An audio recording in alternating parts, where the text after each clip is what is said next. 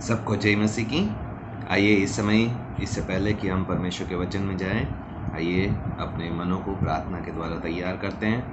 ये हमारे स्वर्गीय पिता प्रभु, धन्यवाद करते हैं इस सुंदर समय के लिए, धन्यवाद करते हैं आपकी उपस्थिति के लिए, हर एक भलाई के लिए धन्यवाद करते हैं। यीशु मसीह के नाम से आपके पास आते हैं परमेश्वर, आज के वचन के लिए आप हमारे मनों को, हमारे जीवनों को तैयार कीजिए। यीशु मसीह के नाम से हमारी सहायता कीजिए परमेश्वर, कि आपके वचन से जो सच्चाई है परमेश्वर, जो सत्य है परमेश्वर, वो आज हमारे जीवन में प्रभावशाली काम करने वाला बन सके परमेश्वर। आपका वचन आपकी आत्मा की सामर्थ्य से आकर प्रभु हमारे जीवनों को पूरी तरीके से बदलने वाला बन सके। धन्यवाद करते हुए, विश्वास करते हुए इस समय को, अपने जीवनों को और हर एक जो ये वचन सुन रहा है उसको आपके हाथ में सौंपते हुए ये सारी प्रार्थना यीशु मसीह के नाम से मांगते हैं, आमीन। जैसे कि हम ये सीरीज़ जो कि परमेश्वर हमारा असंभव को संभव करने वाला परमेश्वर है, ये सीरीज़ हम काफ़ी समय से देख रहे हैं, जिसका आधार परमेश्वर का वचन दूसरा इतिहास चैप्टर 16 के 9 में से हमने देखा था कि देख, यहोवा परमेश्वर की दृष्टि सारी पृथ्वी पर इसलिए फिरती है कि जिनका मन उसकी ओर निष्कपट रहता है, उनकी सहायता में वो अपनी सामर्थ्य दिखाए। और हमने अभी तक परमेश्वर के वचनों से ये बात समझ ली कि परमेश्वर चाहता है कि हर विश्वासी के लिए, हर परमेश्वर के वचन पे मन लगाने वाले व्यक्ति के लिए परमेश्वर असंभव बातों को करे, और हमें प्रार्थना के द्वारा और आज्ञाकारिता से उन सभी असंभव बातों को अपने जीवन में संभव होते हुए देखना ज़रूरी है। और आज जो हम अभी सीरीज से देख रहे हैं वो है कैसे हम कलीसिया के लिए असंभव बातों को विश्वास करने वाले बन सके, और कैसे प्रार्थना के द्वारा अपनी कलीसिया में हम असंभव बातों को होते हुए देखने वाले बन सके। कल जो हमने इसका पहला हिस्से में देखा था, यीशु मसीह ने कहा कि मैं अपनी कलीसिया बनाता हूँ और अधोलोक के फाटक उस पर प्रबल नहीं होंगे, जो कि मत्ती चैप्टर 16 उसके 18 वचन से था। और हमने ये भी देखा कि परमेश्वर यीशु मसीह ही है जो कलीसिया बनाता है, इसलिए परमेश्वर की योजना है और वो कभी विफल नहीं हो सकती। हमने ये भी देखा था कि कलीसिया का जन्म, कलीसिया की शुरुआत यीशु मसीह के द्वारा हुई है, और यीशु के आने का उद्देश्य जो था इस संसार में, उसके जन्म का, उनके क्रूस पे मारे जाने का और फिर जी उठने का, और इवन पवित्र आत्मा उंडेलने का जो भी उद्देश्य था वो था कलीसिया को तैयार करना, वो चुनी हुई जाति को परमेश्वर के लिए तैयार करना। और हमने देखा कि सुपरनेचुरली, यानी कि अद्भुत तरीके से कलीसिया की शुरुआत हुई।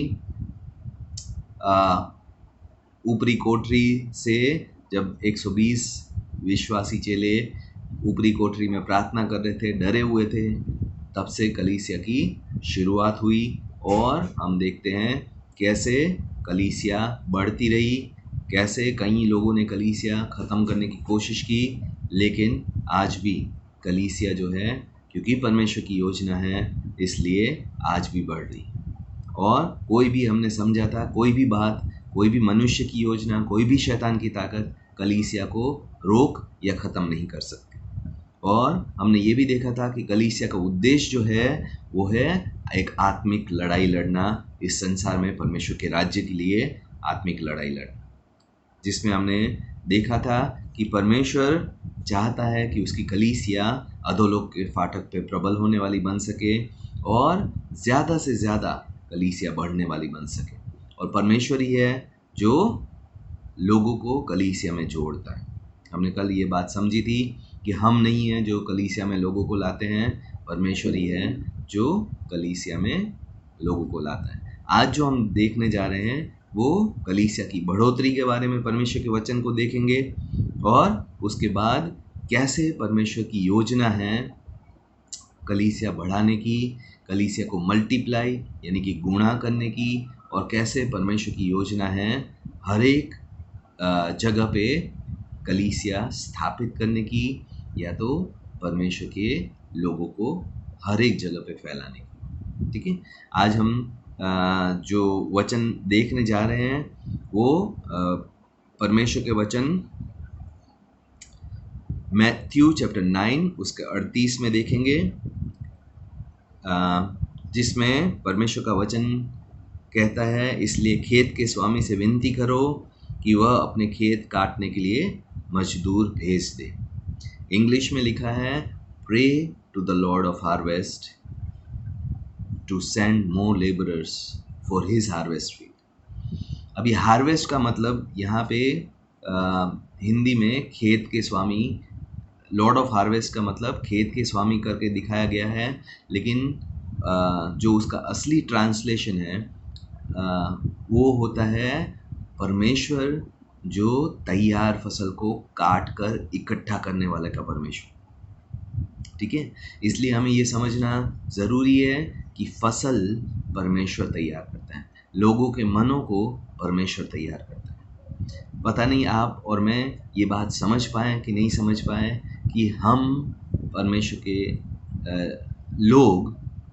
लोगों के जीवन को या विचारों को या परिस्थितियों को अपनी सामर्थ्य से नहीं बदल पाते। परमेश्वर ही है जो उनके विचारों को, उनके मनों को, उनके जीवनों को, उनकी परिस्थितियों को बदलता है। क्यों? क्योंकि वो परमेश्वर तैयार फसल को काट कर इकट्ठा करने वाला परमेश्वर, वो चाहता है कि लोग अपने पापों से मन फेर कर पश्चाताप करें और उसके साथ रिश्ते में जुड़े, और इसलिए उसको फसल की कटनी और इकट्ठा करने का स्वामी कहा गया है। और हमें ये बात समझनी ज़रूरी है कि हम कितनी भी मेहनत कर ले, परमेश्वर का वचन कहता है जब तक यहोवा घर ना बनाए तब तक मजदूरों का परिश्रम व्यर्थ है। लेकिन क्योंकि परमेश्वर कलीसिया बनाना चाहता है, इसलिए हमारा परिश्रम व्यर्थ नहीं हो सकता, क्योंकि वो फसल की कटनी और इकट्ठा करने का स्वामी है। हाँ, लेकिन हमें एक कलीसिया के रूप में एक बात समझनी ज़रूरी है कि वो सीज़न बेचता है, अलग अलग ऋतु होती है। सीज़न का क्या मतलब है? एक परमेश्वर का वचन कहता है एक सीज़न होती है जब बोना होता है, हमें परमेश्वर का वचन बोना होता है, लोगों के जीवन में हमें परमेश्वर का वचन डालना होता है, हमें प्रार्थनाएं बोनी होती है, हमें परमेश्वर के वचन को या सुसमाचार को लोगों की जीवन तक ले जाना होता है, बोना होता है। और एक सीज़न आती है जब वो बीज जो हमने बोया था वो कटनी के लिए, यानी कि वो जीवन जिससे हमने सुसमाचार बांटा था, जिसके लिए हमने प्रार्थना की थी, वो तैयार है यीशु मसीह को ग्रहण करने के लिए या तो वो अपने पापों से पश्चाताप करने के लिए। और ये सीज़न समझना हर एक विश्वासी के लिए बहुत ज़रूरी है, क्योंकि परमेश्वर का वचन कहता है कि एक सीज़न होती है जब हमें बोना होता है, एक सीज़न होती है जब हमें कटनी करनी होती है, और एक सीज़न होती है जब हमने जो बोया है उसको प्रार्थना के द्वारा सींचना होता है। तो ये 3 सीज़नों को समझना हर एक विश्वासी के लिए, हर एक कलीसिया के लिए बहुत ज़रूरी।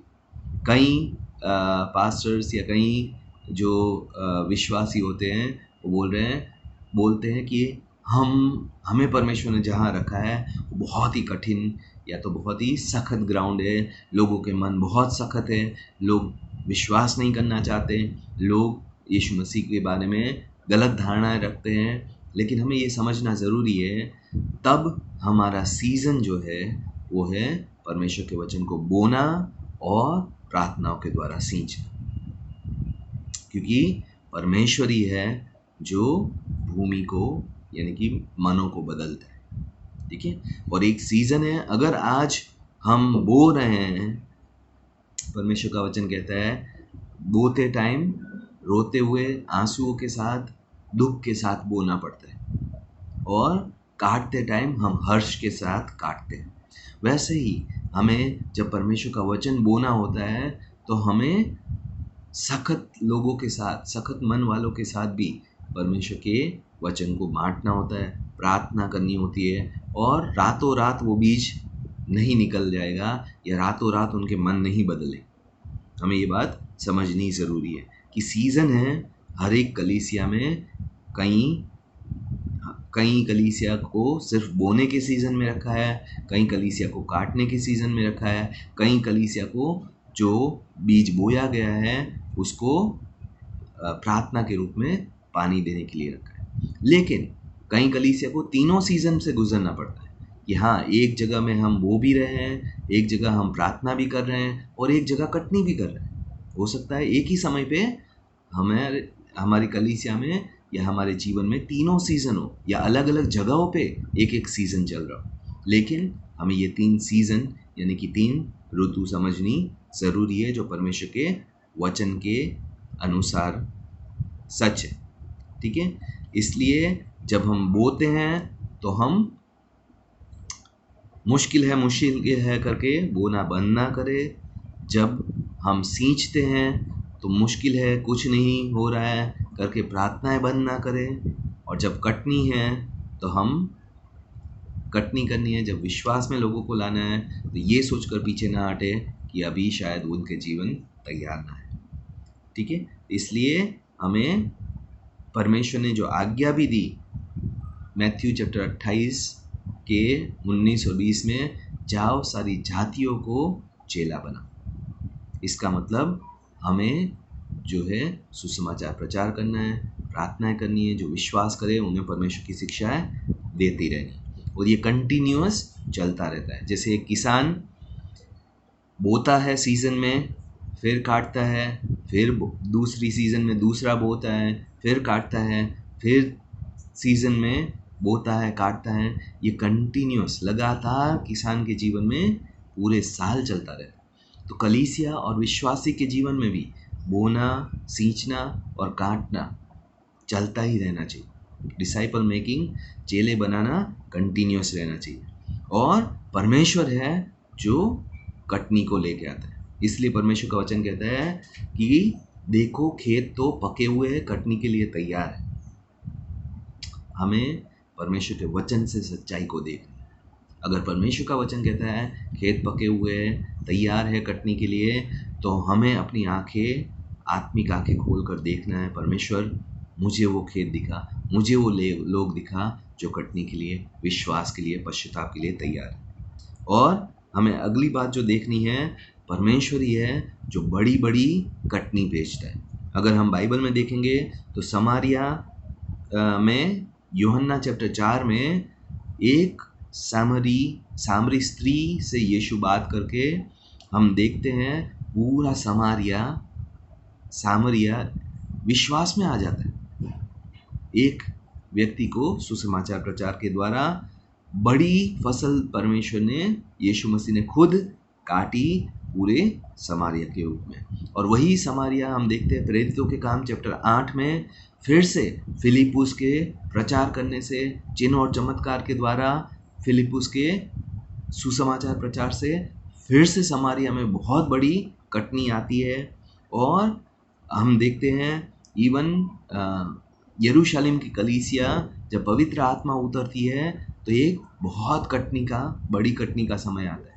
और हम विश्वास करते हैं कि परमेश्वर, हमारा जो परमेश्वर है वो कटनी लाने वाला परमेश्वर, वो बहुत सारे लोगों को विश्वास में लाने वाला परमेश्वर, क्योंकि उसकी इच्छा है कि कोई भी नाश ना हो। इसलिए हम जो है विश्वास करते हैं हर एक कलीसिया के लिए, अपनी कलीसिया के लिए भी, कि परमेश्वर ही बड़ी कटनी भेजेगा। और हमें प्रार्थना भी करनी है, परमेश्वर तू बहुत सारे लोगों को विश्वास में ला। लेकिन हमें इसके लिए भी तैयार रहना है कि अगर बहुत सारे लोग विश्वास में आएंगे तो हमें उनको चेलेपन की शिक्षाएं भी देनी है। उनको सिर्फ कटनी लेकर या तो उनको विश्वास में लाकर छोड़ नहीं देना, हमें उनको परमेश्वर के वचन की शिक्षाएं देनी है। आज अगर हमारे कलीसिया में 100 लोग आ जाते हैं तो क्या हम तैयार हैं 10 लोगों की डिसाइपलिंग लेने के लिए? क्या हम तैयार हैं परमेश्वर का वचन 10 लोगों को सिखाने के लिए? क्योंकि हमें भी अपनी तैयारी जांचनी होती। हम कटनी की प्रार्थना करने से पहले अपनी तैयारी के लिए भी प्रार्थना करें साथ साथ, कि परमेश्वर मुझे चेलेपन की शिक्षा देने के लिए तू तैयार कर, हमारी कलीसिया में शिक्षा देने वालों को तैयार कर, ताकि चेले बनाने वालों को तैयार कर। सिर्फ कटनी के लिए प्रार्थना नहीं करनी। दूसरा, हमें ये समझनी ज़रूरी है कि कटनी कैसे आएगी, चिन्ह और चमत्कार के द्वारा, जैसे परमेश्वर का वचन कहता है। मरकुस चैप्टर 16 उसका 17 और 18 वचन हम देखेंगे। मरकुस चैप्टर 16 उसका 17 और 18 वचन। विश्वास करने वालों में ये चिन्ह होंगे कि वे मेरे नाम से दुष्ट आत्माओं को निकालेंगे, नई नई भाषा बोलेंगे, सांपों को उठा लेंगे, और यदि वे प्राणनाशक वस्तु भी पी जाए तो भी उनकी कुछ हानि नहीं होगी। वे बीमारों पे हाथ रखेंगे और वे चंगे हो जाएंगे। कलीसिया की बढ़ोतरी जो परमेश्वर के वचन के अनुसार है वो है चिन्ह और चमत्कारों के द्वारा। और सिर्फ यही वचन नहीं है, यूहन्ना 14 का 12 वचन कहता है, यीशु ने कहा, मैं तुमसे सच सच कहता हूँ कि जो मुझ पर विश्वास रखेगा वो ये काम जो मैं करता हूँ वह भी करेगा, वरन इनसे भी बड़े काम करेगा, क्योंकि मैं पिता के पास जा रहा हूँ। हमें परमेश्वर के वचन को रिसीव करने की, विश्वास करने की और उसके अनुसार कार्य करने की ज़रूरत है। परमेश्वर मेरे जीवन से चिन्ह और चमत्कार कर, बीमारों पे मैं हाथ रख कर, परमेश्वर तू चंगाई दे। जब हम दुष्ट आत्माओं को आज्ञा दे, परमेश्वर तू ही दुष्ट आत्माओं को निकाल, और हम चिन्ह और चमत्कार के द्वारा परमेश्वर तेरी कलीसिया को और बढ़ाने वाले बन सके। और यही नहीं, अगर हम 1 कोरिन्थियों 12 चैप्टर में पढ़ेंगे तो परमेश्वर ने आत्मा के 9 दान वरदान की बात की है, जो कि कलीसिया की बढ़ोतरी के लिए है, कलीसिया में विश्वासियों को लाने के लिए है। और हमें परमेश्वर ने अभिषेक किया है, जैसे लूका में परमेश्वर का वचन कहता है, ताकि हम कंगालों को सुसमाचार सुना सके, बंधुओं को छुड़ा सके, और जो परमेश्वर के वर्ष का प्रचार कर सके, फेवर के वर्ष का प्रचार कर सके। और हमें ये बात समझनी है कि हम जब कलीसिया से बाहर जाते हैं तब चिन्ह और चमत्कार होते हैं। कलीसिया में, बाइबल में चिन्ह और चमत्कार की बात बहुत ही रेयरली लिखी गई है। जो भी चिन्ह और चमत्कार हुए वो कलीसिया के बाहर ही हुए। इसलिए हमें ये समझना ज़रूरी है कि परमेश्वर कलीसिया के बाहर ज़्यादा काम करता है चिन्ह और चमत्कार के द्वारा, बजाय कि कलीसिया के अंदर। मैं ये नहीं कहता कलीसिया के अंदर परमेश्वर काम नहीं करता, परमेश्वर को हम किसी भी सीमा में बांध नहीं सकते, लेकिन बिब्लिकली वचन के अनुसार ज़्यादा चिन्ह और चमत्कार कलीसिया के 4 दीवारों के बाहर ही हुए। और हमें ये बात भी समझनी है कि परमेश्वर ने अपनी कलीसिया को बढ़ाने के लिए ही, परमेश्वर का वचन कहता है, कितनों को प्रेरित करके ठहराया,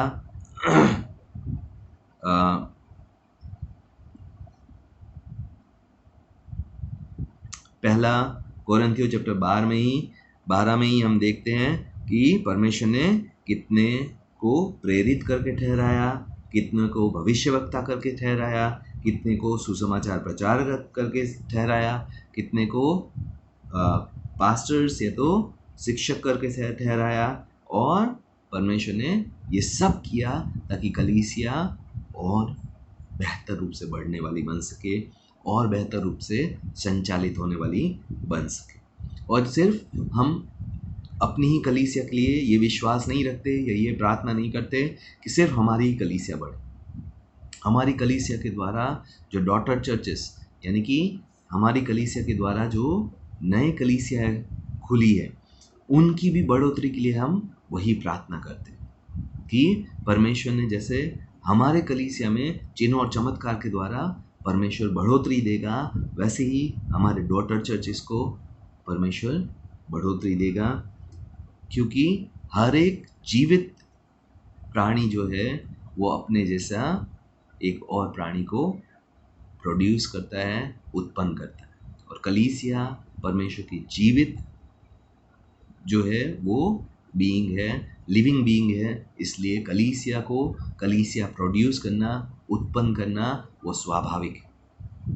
ठीक है, परमेश्वर का वचन कहता है, फूलो फलो और फैल जाओ। फूलना फलना और अपने जैसे सजीव को या तो जीवन को उत्पन्न करना, ये हमारे जैसे शरीर में इनबिल्ट है, शरीर के अंदर है, वैसे ही कलीसिया के डीएनए में कलीसिया, नई कलीसियाओं की स्थापना करना वो इनबिल्ट यानी कि हमारे डीएनए में होना चाहिए।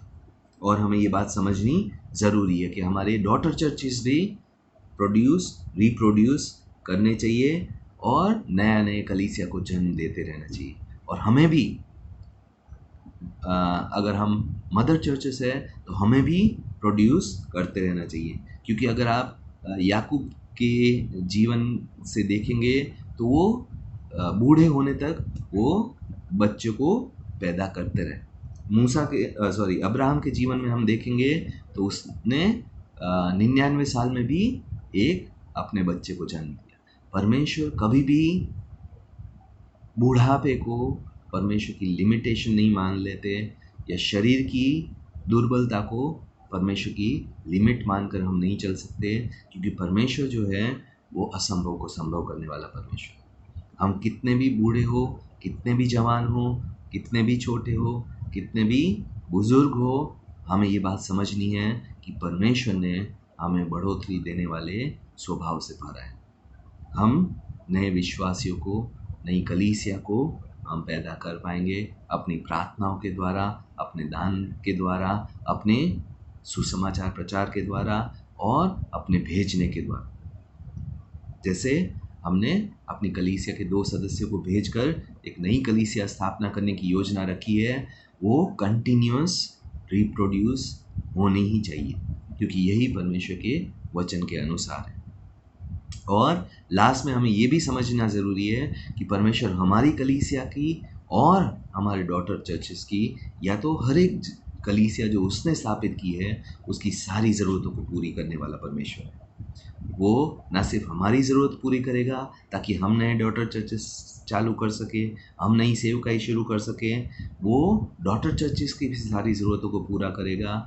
संसार की हर एक कलीसिया जो परमेश्वर ने स्थापित की है उन सारों की ज़रूरतों को पूरा करने वाला परमेश्वर कैसे करेगा?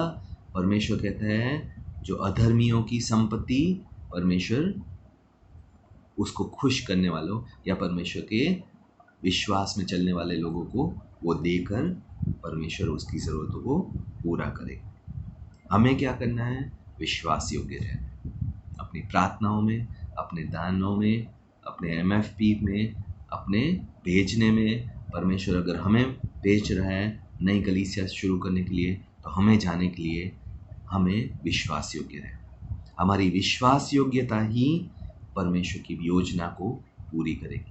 कलीसिया में जो हमें परमेश्वर ने दान दिया है या तो वरदान दिया है जिसमें हम अच्छे हैं, उससे हम कलीसिया की बढ़ोतरी करें, और हमारे देने के द्वारा, MFPs के द्वारा, हमारे सेंडिंग के द्वारा, हमारे भेजे दाने के द्वारा, हमारे अलग अलग त्याग के द्वारा परमेश्वर जो चाहता है उसकी कलीसिया की बढ़ोतरी चाहता है। और जब हम परमेश्वर की कलीसिया की बढ़ोतरी के लिए काम करते हैं तो परमेश्वर हमें खाली हाथ नहीं छोड़ता, क्योंकि इब्रानियों चैप्टर 6 के 10 में कहता है परमेश्वर कभी अन्यायी नहीं है कि वो आपके जो त्याग किए, जो समर्पण किए, जो प्रेम के लिए तुमने बलिदान किए उसको भूल जाएगा। परमेश्वर ऐसा अन्यायी नहीं, वो नहीं भूलता है। मनुष्य भूल जाता है, शायद कलीसिया भूल जाती है, शायद पास्टर भूल जाते हैं, शायद लीडर्स भूल जाते हैं, शायद मेंबर्स भूल जाते हैं, लेकिन परमेश्वर कभी नहीं भूलता। और परमेश्वर हर एक उस व्यक्ति को जिसने अपना समर्पण कलीसिया को बढ़ाने के लिए, कलीसिया को बनाने के लिए दिया है, उस हर एक व्यक्ति को परमेश्वर आशीषित करता है, क्योंकि परमेश्वर कलीसिया बनाता है। और आज मैं आपको उत्साहित करूंगा कि जिस तरीके से परमेश्वर जो भी दान वरदान, जो भी योग्यता है, जो भी परमेश्वर ने आपको मन में रखा है सेवा के लिए, उस तरीके से हम अपनी तरफ से अपना बेस्ट देकर कलीसिया में बढ़ोतरी लाने की कोशिश करें। बढ़ोतरी परमेश्वर लाता है, लेकिन परमेश्वर हमारा उपयोग करता है, हमारे त्याग का उपयोग करता है, समर्पण का उपयोग करता है, हमारे बलिदानों का उपयोग करता है, और ताकि हमें आशीषित कर सके। और हमें ये बात समझनी ज़रूरी है और अपने समर्पणों को लगातार परमेश्वर की कलीसिया को बनाने के लिए देना बहुत ज़रूरी है, क्योंकि परमेश्वर अपनी कलीसिया बनाता है, वापस भी परमेश्वर अपनी कलीसिया को लेने के लिए ही आए। अगर हम अपनी कलीसिया बनाने के लिए समर्पण करते हैं, बढ़ाने के लिए समर्पण करते हैं, तो परमेश्वर हमें भी अपनी आशीष से बढ़ता है। आइए प्रार्थना करेंगे। हे हमारे स्वर्गीय पिता प्रभु, धन्यवाद करते हैं इस सुंदर समय के लिए, धन्यवाद करते हैं आपकी उपस्थिति के लिए। प्रभु धन्यवाद करते हैं आप अपनी कलीसिया को बनाते हैं, बढ़ाते हैं। परमेश्वर आपने प्रभु, आप कटनी और लोगों को विश्वास में लाने वाले परमेश्वर है। आप कलीसिया को बढ़ोतरी देने वाले परमेश्वर है। आप ही चिन्ह और चमत्कार करने वाले परमेश्वर है। आप ही प्रभु, आप ही ने दान वरदान दिए, आप ही ने प्रभु कॉलिंग दी है, बुलाहट दी है परमेश्वर, और आप ही प्रभु बढ़ोतरी देते हैं। आज प्रभु यीशु मसीह के नाम से मैं हर विश्वासी के लिए जो ये वीडियोस को देख रहे हैं परमेश्वर, प्रार्थना करता हूँ परमेश्वर कि आप उनको प्रभु यीशु मसीह के नाम से आपके वचन के अनुसार विश्वास से आपकी कलीसिया बढ़ाने के लिए परमेश्वर अपना योगदान देने के लिए उनके मनों को, उनके समर्पणों को तैयार कीजिए। उनके जीवनों को के द्वारा चिन्ह और चमत्कार होने वाले बन सके प्रभु यीशु मसीह के नाम से। जैसे आपने कहा परमेश्वर कि आप जो करते थे वो सभी हम करेंगे, विश्वास करने वाले, और आपसे भी बढ़कर बड़े बड़े कामों को करेंगे। आज यीशु के नाम से प्रार्थना करते हैं परमेश्वर प्रभु, चिन्ह और चमत्कार में प्रभु कलीसिया आपसे भी बड़े बड़े काम करने वाली बन सके यीशु मसीह के नाम से। हम प्रार्थना करते हैं परमेश्वर, दान वरदानों को उपयोग करने में प्रभु, वो प्रभु आपकी महिमा के लिए उपयोग करने वाले बन सके, आपके राज्य की बढ़ोतरी के लिए उपयोग करने वाले बन सके परमेश्वर। आज प्रार्थना करते हैं प्रभु यीशु मसीह के नाम से प्रभु कि वो विश्वास करने वाले बन सके कि आप ही बढ़ोतरी देंगे, आप ही कटनी को लाएंगे, और आप ही पके खेतों के स्वामी हैं परमेश्वर। आज यीशु मसीह के नाम से हर एक कलीसिया की प्रभु, जो प्रभु आपकी कलीसिया को बढ़ाने के लिए हर एक विश्वासी की सहायता कीजिए परमेश्वर, कि वो जो भी ज़रूरत है उसकी, वो प्रभु आपकी महिमा के धन से प्रदान हो, ताकि वो आपकी कलीसिया को बढ़ा सके। जो भी योग्यता है परमेश्वर, वो प्रभु आपकी महिमा के लिए, आपकी कलीसिया की बढ़ोतरी के लिए उपयोग करने वाले बन सके परमेश्वर। जो भी प्रभु दान वरदान है, जो भी त्याग है, जो भी समर्पण प्रभु आप मांग रहे हैं, वो आपकी कलीसिया के विश्वासी लोग आपकी कलीसिया की बढ़ोतरी के लिए देने वाले बन सके यीशु मसीह के नाम से। और प्रभु आपकी मजबूत और प्रभु सामर्थी कलीसिया खड़ी होने वाली बन सके, जो अधोलोक के फाटकों पे प्रबल होने वाली बन सके यीशु मसीह के नाम से। धन्यवाद करते हैं, विश्वास करते हैं कि आप परमेश्वर अपनी कलीसिया बनाते हैं, और प्रभु हम कलीसिया के रूप में अधोलोक के हर एक फाटकों पे, हर एक शैतान की सामर्थ्य पे प्रभु प्रबल होंगे। हम प्रभु आपके सामर्थ्य से परमेश्वर बहुत से लोगों को विश्वास में लाएंगे, और प्रभु उनके जीवनों को, उनकी डेस्टिनी को बदल लेंगे परमेश्वर। आज धन्यवाद के साथ, विश्वास के साथ अपने जीवनों को, अपनी कमी घटी को, अपनी प्रभु योग्यताओं को प्रभु, अपने अच्छाइयों को प्रभु, अपने संघर्षों को, अपने प्रभु हर एक जीवन के बातों को आपके सामने रखते, अपनी परिस्थितियों को आपके सामने रखते परमेश्वर। हम में से हर एक की सहायता कीजिए इन सभी के द्वारा प्रभु, और इन सभी से ऊपर उठकर हम आपकी सेवा का समर्पण करने वाले बन सके। विश्वास के साथ ये सारी प्रार्थना यीशु मसीह के नाम से मांगते हैं, आमीन। God bless you, God B with you. परमेश्वर आपके साथ रहें, और कलीसिया को बनाने के लिए परमेश्वर से प्रतिदिन प्रार्थना करते रहें, बढ़ाने के लिए परमेश्वर चिन्ह और चमत्कार हमारी कलीसिया, हमारे जीवनों के द्वारा करें। परमेश्वर हमें डिसाइपलिंग लेने के लिए, डिसाइपलिंग देने के लिए, शिक्षाएँ देने के लिए, चेले बनाने के लिए परमेश्वर हमारा उपयोग बहुत आयत से करने वाला बन सके। हर एक जो कलीसिया के रूप में हमें करना है उसके लिए प्रार्थना करें, परमेश्वरी रास्तों को खोलने वाला बन सके। God bless you. परमेश्वर आपको आशीष